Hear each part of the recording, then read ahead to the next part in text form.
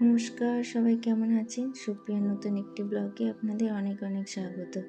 আজকে মঙ্গলবার রাত 10:30 বাজে আমরা এই সবে ফিরলাম।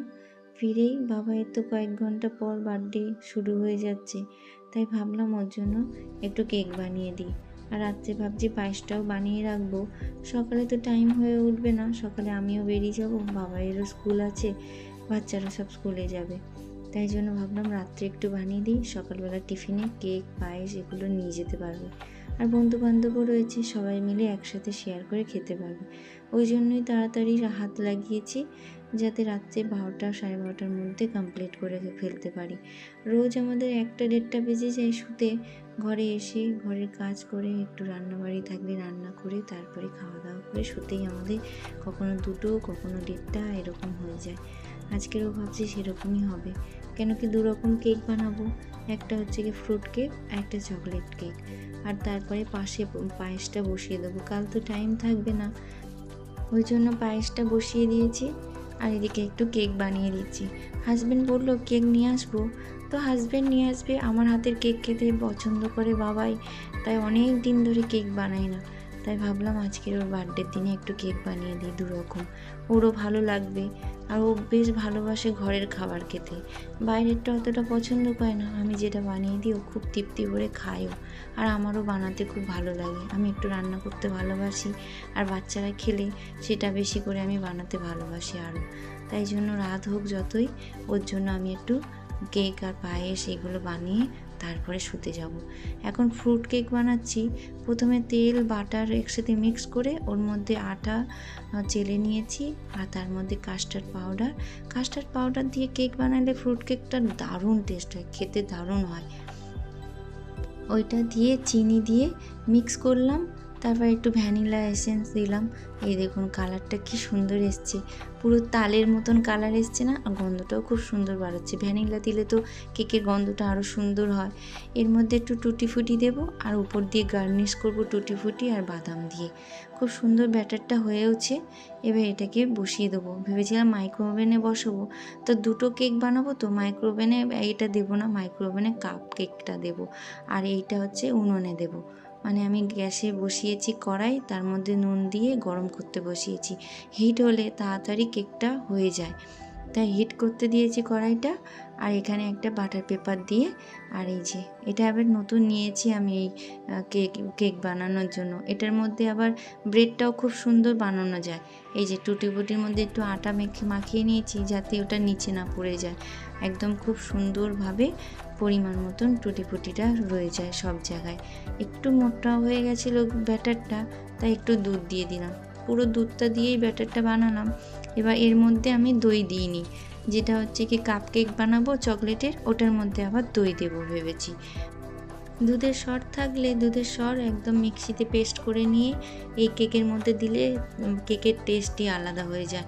ওর মধ্যে আর কিছু দিতে লাগে না, না বাটার না তেল না কিছুই লাগে। দুধের ওই সরের যে মাখনটা হয়ে যায় ওটাতেই কাজ হয়ে যায় দারুণ। এই যে হয়ে গেছে রেডি। এর উপরে একটু গার্নিশ করে দিলাম কাজু বাদাম আর টুটি ফুটি দিয়ে। এই দিয়ে গার্নিশ করে বসিয়ে দেবো। তারপরে চকলেটেরটা মিক্স করব। দেখতে কি সুন্দর লাগছে দেখুন, পুরো হলুদ কালার। বানানোর পরে আরও সুন্দরও হয়, খেতে দারুণ হয়। এটা সুজি দিয়েও বানানো যায়, আমি তো ময়দা ইউজ করিনি, আটা দিয়েই বানিয়েছি। আটাটাও খুব সুন্দর হয় খেতে। বাস রেডি হয়ে গেছে। এবার এটাকে উনুনে বসিয়ে দেবো। দাঁড়ান, উনুনে একটা ঝিক বসাতে হবে, কেন ঝিক ছাড়া এটা ডাইরেক্ট নুনের উপর বসানো যাবে না। এই যে থালা ঢাকা দিয়ে বসিয়েছি কড়াটা হিট করতে। নুনটা অনেক দিনের, এই যে কেক বানাই, তারপর অনেক কিছু বানানোর সময় এই নুনটা কাজে লাগে। এটা আমার বহু দিনের আগের নুন, ওই জন্য কালো হয়ে গেছে নুনটা। আর এদিকে পায়েস বসিয়েছি, পায়েসটাও হয়ে এসছে। ওতে শুধু মিল্ক মেডটা দেবো, আর কাজু বাদাম আর কিশমিশ দিয়ে নামিয়ে নেব। বেশি বানাইনি, 1 কিলো মতন দুধে বানিয়েছি পায়েস। বাস এটাকে ঢাকা দিয়ে দিলাম। এবার ওটা হতে থাক, বাকি যে কেকটা ওটা বানিয়ে নেব।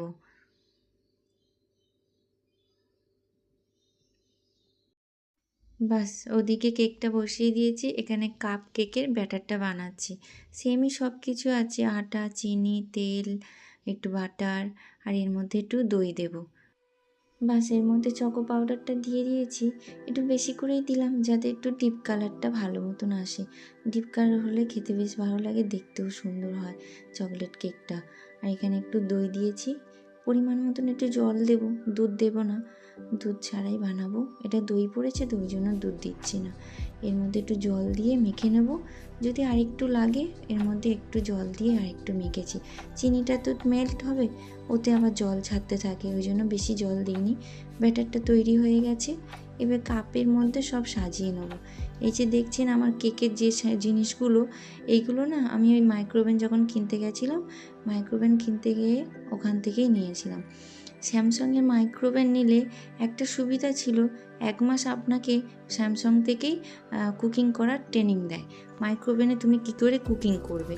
তো সেখান থেকেই আমি এইগুলো জিনিসগুলো নিয়েছিলাম, কাপ কেকের কাপগুলো, তারপরে আমার গোল আরেকটা সিলিকনের আছে কেক বানানোর, সব কিছু ওখান থেকেই নিয়েছিলাম। তখন তো প্রচুর কেক বানাতাম, শুরু তো, আর খুব ভালো লাগতো মাইক্রোওভেনে কেক বানানো, তখন মাইক্রোওভেনে প্রচুর রান্না করতাম, এটা ওটা বানানোর খুব শখ ছিল। নতুন নতুন মাইক্রোওভেনটা এসছে তো বানাতে বেশ ভালো লাগতো।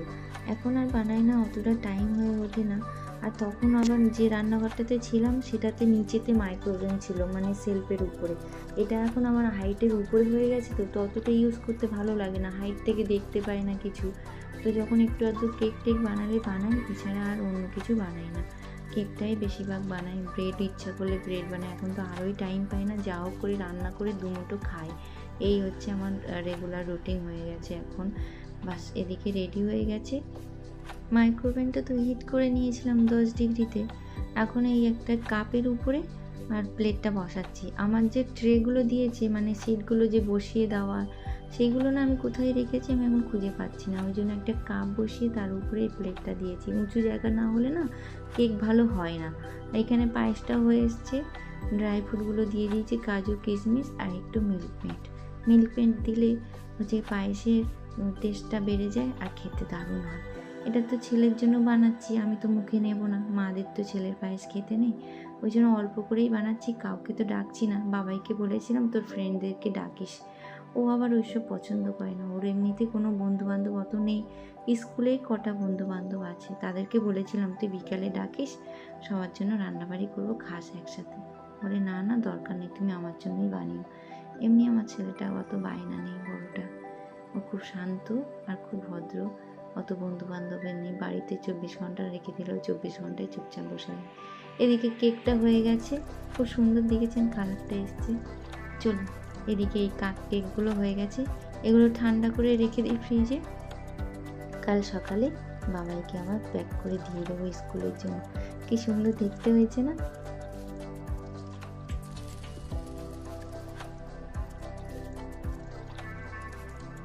সকালে রাত্রিবেলা সব উইশ করে তো শুয়ে পড়া হয়েছে, এখন সকালবেলা স্কুলে যাবে। এই যে কেকগুলো রেডি করছি, উপর দিয়ে স্প্রিঙ্গেলগুলো দিয়ে কালারিং, বললাম না অনলাইনে অর্ডার করেছিলাম এইগুলো। অনলাইন থেকে যে বার্থডে আসছে দুই ছেলের বার্থডেতে একটু কেক বানিয়ে দেবো, এরকমভাবে সুন্দর করে সাজিয়ে দিলে বাচ্চারা খেয়ে দেবে। বেটু তো দেখেই খুব খুশি যে আমাকে দেবে, আমি স্কুলে নিয়ে যাব। এই যে এটা বেটুকে দিলাম, বেটু খেতে পছন্দ করে এগুলো, যে বাড়িতে বানিয়ে দিলে। আর এগুলো দিয়ে দিয়েছি তো কালারিং, এগুলো দেখে তো আরও খুশি যে আমাকে দুটো দিলাম না, কেন কি নষ্ট করবে, একটাই দিয়েছি। বাবাইয়েরও তো স্কুলের বন্ধুরা আছে, ওদের জন্যও দিতে হবে।